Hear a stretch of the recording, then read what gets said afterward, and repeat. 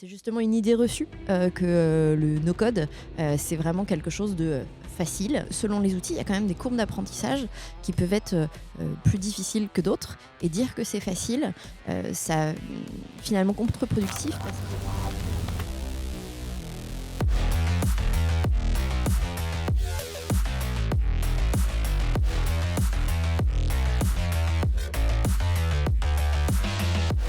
Bienvenue, aujourd'hui on est chez The Tribe et je serais content de recevoir Carole David Et je suis hyper heureuse d'être là. pour parler de no-code. Absolument. Et donc tu es experte en tentage de trucs. C'est ton vrai titre officiel sur LinkedIn, ta fiche de poste. Ouais, c'est parti d'une blague quand j'ai quitté mon précédent job. Et puis en fait, cette blague a beaucoup plu. J'ai eu beaucoup de retours. Et a priori, le principe du tentage de trucs parle à beaucoup de gens. J'ai même eu des missions générées par ce titre-là. Donc finalement, c'est resté. Ok, c'est cool. Et tu es connu pour avoir créé la punchline. Recruter, c'est changer des vies. Bravo. Ouais, il y a quelques années. Parce que du coup, ton ancienne casquette, c'était de faire du recrutement. Exactement. Ouais, pendant une douzaine d'années. Pendant une douzaine d'années. Et donc, c'est pour ça qu'on t'a invité aujourd'hui. On a envie d'avoir ton avis, ton œil d'experte sur le sujet du no-code. Tu vas peut-être nous éclairer sur les opportunités de carrière, les métiers de demain. Est-ce que c'est cool ? Ouais, carrément. Alors, pour commencer l'interview, j'ai une définition du no-code à te lire, et tu nous dis ce que tu en penses. Définition. Selon Wikipédia, c'est une source très fiable, oui. Il y a une page Wikipédia no-code en français. Le no-code, Elle est récente alors. c'est un mode de développement grâce à des interfaces graphiques et qui permet plus ou moins de n'avoir rien à développer. En gros, ça supprime toute complexité pour coder une appli, un site, un logiciel, etc. Qu'est-ce que tu penses de cette définition, Carole ? Eh bien, je ne suis pas d'accord, Damien, pardon. Je pense qu'aujourd'hui, il n'y a pas de toute façon de définition qui fait l'unanimité. Au sein de l'association No Code France, on a une guilde, un groupe de discussion qui a essayé de travailler à la définition et on a eu comme ça plusieurs séances. On n'a pas réussi à aboutir à une définition précise puisque finalement à chaque fois on se disait est-ce qu'on définit une méthodologie no code, est-ce qu'on définit des outils no code, est-ce qu'on définit un mouvement no code. Et donc à l'époque on avait regardé, il n'y avait rien sur Wikipédia de dédié et quand on était sur le Wikipédia anglo-saxon, pour le coup c'était une page dédiée aux outils no code. Donc là, c'est plutôt une manière de définir une méthodologie, donc pourquoi pas. Par contre, je suis pas d'accord avec l'idée que ça enlève la complexité, surtout que dans le texte, ça enlève toute la complexité. Et je pense que c'est justement une idée reçue que le no-code, c'est vraiment quelque chose de facile, d'accessible. Et je pense que c'est même quelque chose de contre-productif de dire ça parce que dans la réalité, il y a effectivement des outils qui permettent de faire des automatisations, de créer des apps, de créer des sites web de façon plus accessible qu'on le ferait en faisant du code. Mais selon les outils, il y a quand même des courbes d'apprentissage qui peuvent être plus difficiles que d'autres. Et dire que c'est facile, ça finalement contre-productif parce que les personnes qui se confrontent à ces outils-là, parfois peuvent avoir des mauvaises surprises, avoir des difficultés et penser que le problème vient d'eux-mêmes puisqu'on leur a dit à tort que c'était facile et que ça enlevait toute complexité pour reprendre cette définition. Parce que dans l'absolu, même par exemple, je prends l'exemple de la cuisine, les outils demandent toute une expérience, une méthodologie. En fait, l'outil implique qu'il y a une compétence pour l'utiliser, non ? Ouais, absolument. En fait, la cuisine, je trouve que c'est un bon parallèle et on y reviendra. Est-ce que tu as un Thermomix ? J'ai le compagnon de Moulinex, mais qu'effectivement moi j'utilise plutôt pour des préparations de base, genre une pâte à tarte, mais pas pour faire un plat. Okay. Mais l'analogie est intéressante parce que on pourrait se dire que je sais pas, faire du code, c'est carrément fabriquer sa propre farine. Et peut-être que le no-code, c'est pouvoir acheter sur l'étagère dans un rayon une farine ou peut-être un mix de farine et puis l'utiliser. Mais il faut encore avoir cette capacité à comprendre la recette, à savoir qu'on ne fait pas une étape avant l'autre, à savoir mélanger les ingrédients, à savoir les doser, etc., etc. Donc il y a quand même une notion de... Alors je ne suis pas du tout issue de filière informatique, mais dans une étude que j'ai menée en interrogeant des pratiquants de Notion, on retrouvait l'idée qu'il y avait cette logique un peu algorithmique qu'on retrouve finalement dans la fabrication de produits finis avec du no-code, tout comme on retrouve cette logique-là dans la fabrication de produits finis avec du code.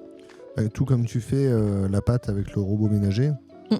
Si tu l'avais fait sans le robot ménager, tu aurais repris comme la base du code. Ouais, exactement. Mais en fait, il faut quand même comprendre une certaine forme de logique, savoir doser, etc. Je sais pas faire de pâte avec un robot ménager. Je sais pas en faire sans non plus.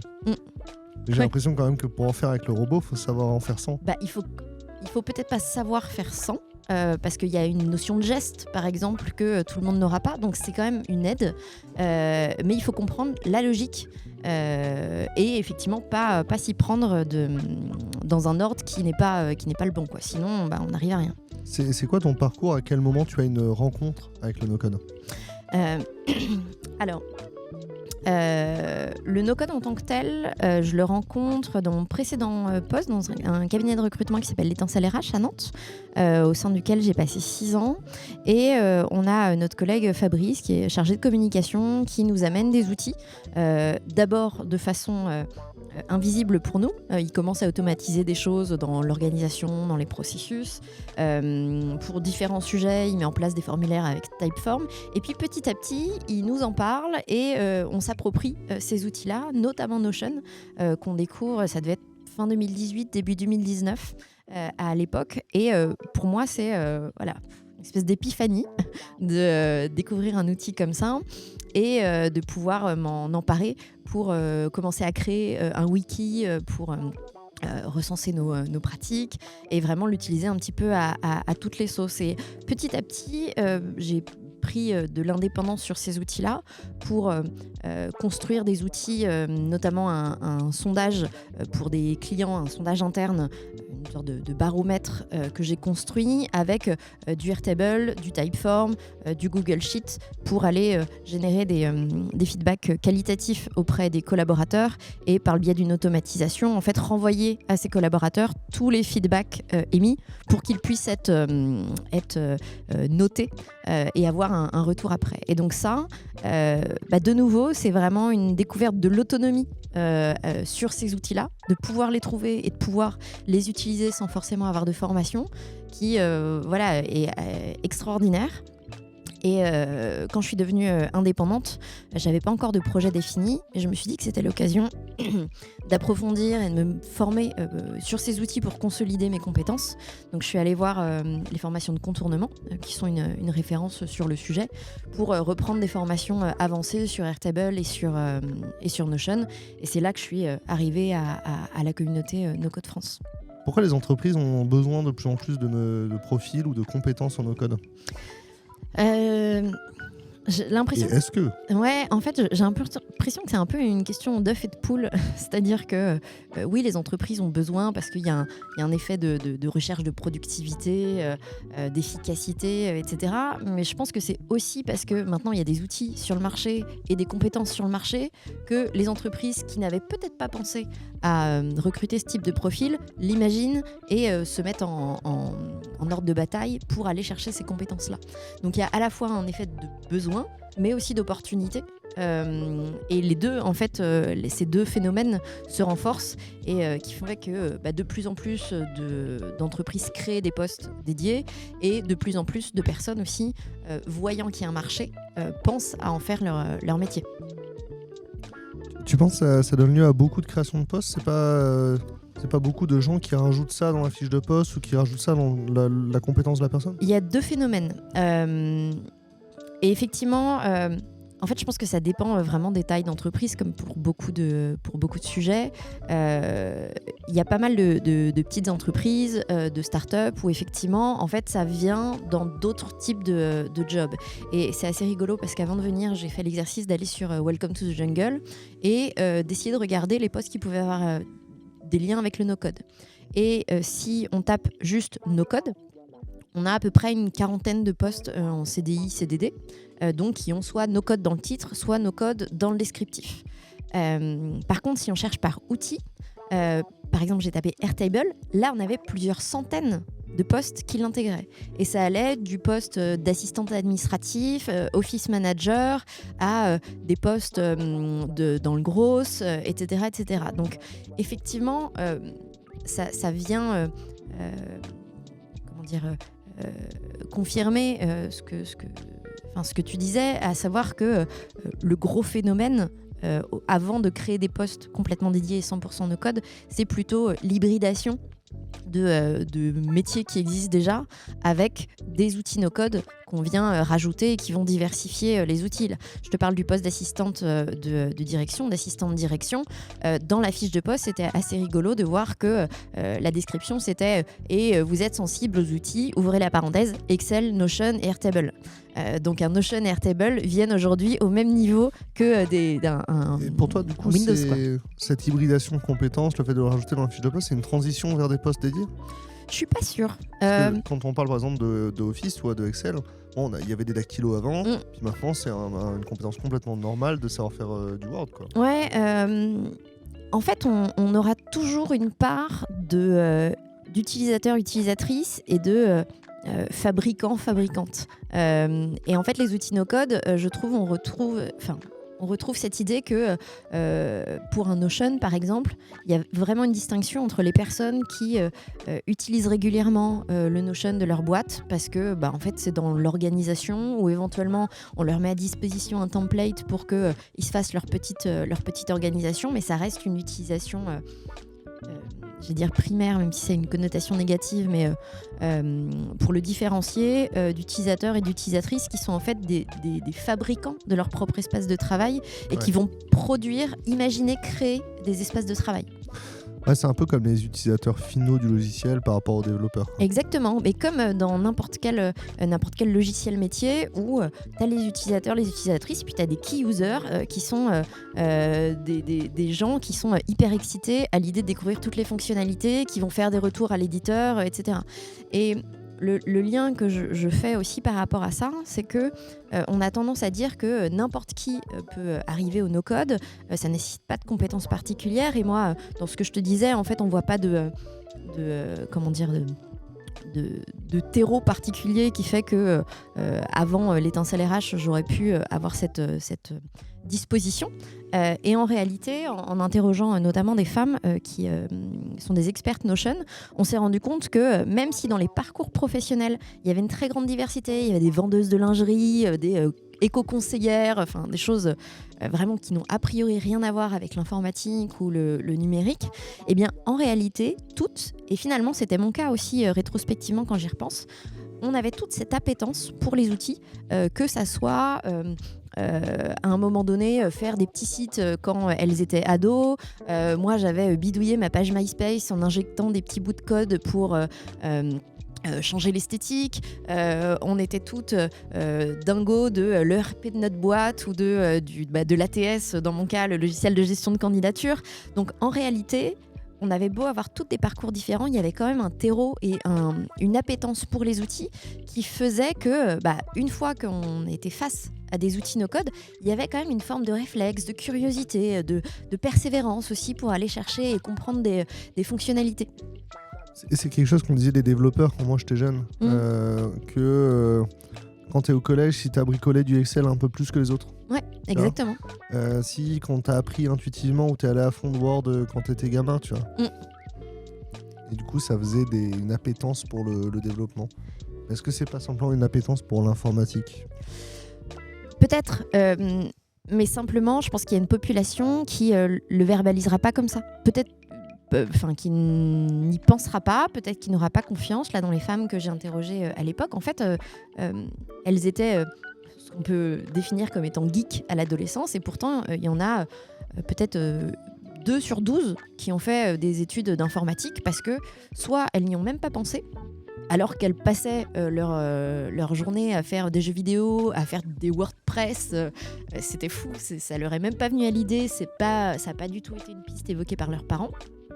D'autres y ont pensé, mais ont abandonné en faisant les portes ouvertes des écoles d'informatique, ou alors voilà, exactement, ou alors en se disant en fait, comme j'aime plein de choses, il y a cette possibilité là, mais il y en a une autre qui me plaît beaucoup aussi et finalement qui est peut-être un petit peu plus naturel, mais naturel au sens de ce que la société renvoie comme orientation naturelle. Est-ce que le no-code est plus inclusif que le code ? Eh ben non. Par définition, il n'y a rien qui est plus inclusif qu'autre chose. Ça, c'est typiquement le message que j'essaie de porter au sein de la communauté. Théoriquement, si on se dit que les outils sont plus accessibles, parce qu'effectivement, ils nécessitent peut-être une formation plus réduite, ça devrait l'être. Mais en réalité, aujourd'hui, on n'a pas de statistiques qui nous permettent de se dire qu'il y a plus de femmes, plus de personnes issues de la diversité dans la pratique des outils.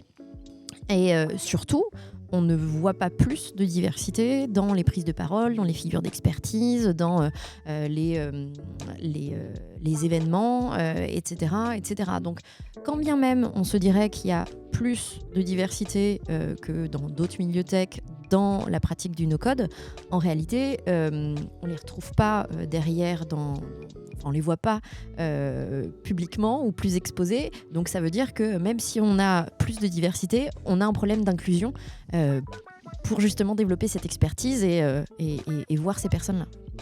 Ceci est une baguette magique. Ok. Tu vas pouvoir l'utiliser 3 fois. Ok. La première fois, tu l'utilises pour changer quoi aujourd'hui dans ce monde pour rendre la tech ou le no-code, la tech au sens général ou simplement le no-code, plus inclusif ?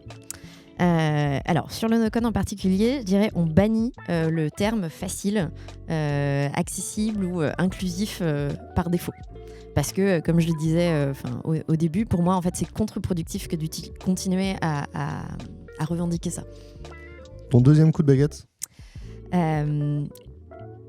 Mon deuxième coup de baguette, ce serait de ne plus dire c'est pour tout le monde, mais de cibler particulièrement des personnes ou des appétences particulières. On parlait de la cuisine tout à l'heure. Peut-être qu'un des enjeux pour attirer des personnes qui viennent pas spontanément au no-code ou peut-être au développement, du coup, si on retrouve les mêmes logiques, c'est d'arrêter de dire donc, que tout le monde peut le faire, mais que par contre, si toi, tu as déjà une pratique de la cuisine ou, comme je l'ai vu sur d'autres pratiquantes, d'activités DIY, de la couture, qui ont nécessité de mettre en place une logique qui peut être proche, en fait, tu as peut-être déjà une brique, peut-être un terreau déjà intéressant qui va pour toi être facilitateur de l'apprentissage de ces outils-là. Donc finalement, pour être plus inclusif, il faut presque être plus discriminant, mais dans le sens premier du terme, et ne pas viser tout le monde, mais essayer de viser spécifiquement des personnes dont on sait qu'elles ont déjà un terreau favorable parce qu'elles ont déjà une première marge de franchie et ce sera plus facile pour elles de continuer à se former. Et le troisième coup de baguette ? Le troisième coup de baguette, ce serait... Alors je suis désolée, c'est à chaque fois arrêter de dire des choses parce que en fait, je pense qu'il y a beaucoup de discours qui sont toxiques. Mais arrêter les conseils non sollicités.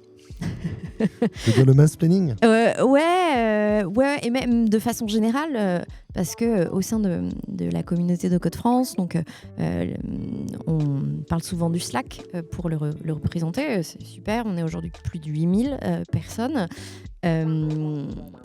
Eh bien, en fait, il y a beaucoup, et je pense que c'est la problématique de beaucoup de communautés, une volonté d'aider les gens, mais qui en fait derrière cache de façon inconsciente une volonté d'afficher ses compétences, d'afficher son expertise, et qui passe par une posture en fait de faux conseils qui est, pour illustrer, c'est tiens, à mon avis peut-être que tu devrais faire ça, ou est-ce que tu n'as pas pensé à faire ça ou à utiliser tel outil. Et un exemple hyper prégnant, c'est au sein de les gens qui veulent tout faire avec l'API sur Notion. Voilà, exactement.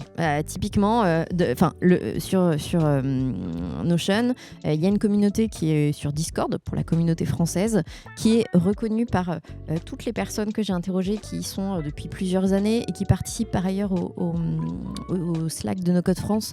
C'est une communauté qui est vraiment plus mixte, qui est vraiment bienveillante. Leur équivalent sur Facebook, il y a 48% de femmes, 52% d'hommes. Donc, on présume que sur le Discord, même si on n'a pas de stats, on a quand même une quasi-parité.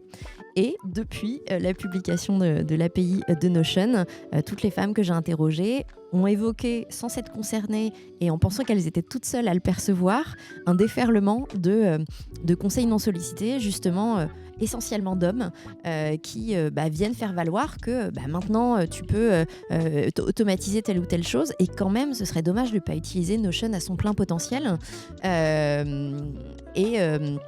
Que c'est une espèce de gâchis de ne pas aller dans des choses hyper complexes, alors que le principe même de Notion, c'est fabriquer des documents dont vous avez besoin. Alors que moi, en tant que développeur, si je peux utiliser Make ou Zapier plutôt que de faire une intégration API, parce que je vais devoir le maintenir après si je le fais comme ça. Alors que si je le fais avec Zapier ou Make, c'est eux qui font la maintenance, tu vois. Ouais, et puis en plus, par ailleurs, on n'a peut-être pas besoin de cette automatisation, parce qu'il y a certains gestes effectivement qui peuvent être répétitifs, mais quand on compare la mise en place de l'automatisation par rapport à le fait de le faire de temps en temps, en fait c'est pas bien grave, et le simple fait de suggérer ça alors que la personne en face était absolument pas demandeuse de ce conseil-là, ça va la mettre en situation d'inconfort et puis d'illégitimité, qui derrière va lui faire penser peut-être à 2 fois avant de poster des choses ou des projets, parce qu'elle les trouvera trop modestes et pas assez pertinents, pas assez légitimes pour être partagés aux yeux de tous. Merci beaucoup. Est-ce qu'il y a une question que je t'ai pas posée ? Est-ce qu'il y a une question, un message que tu veux faire passer ? Nous, on veut que les gens soient heureux dans l'IT. Quel est le message que tu veux faire passer aux gens qui veulent être heureux dans l'IT ? Je pense qu'il faut essayer de trouver des gens comme soi, ce qui n'est pas évident, parce qu'il n'y a pas forcément une très grande diversité de rôle modèles spontanément mis en avant, mais qu'il y a souvent... alors, c'est le cas dans le no-code, on a un channel non mixte, par exemple, réservé aux femmes sur le Slack, et je sais que dans d'autres communautés IT, il y a les duchesses, etc.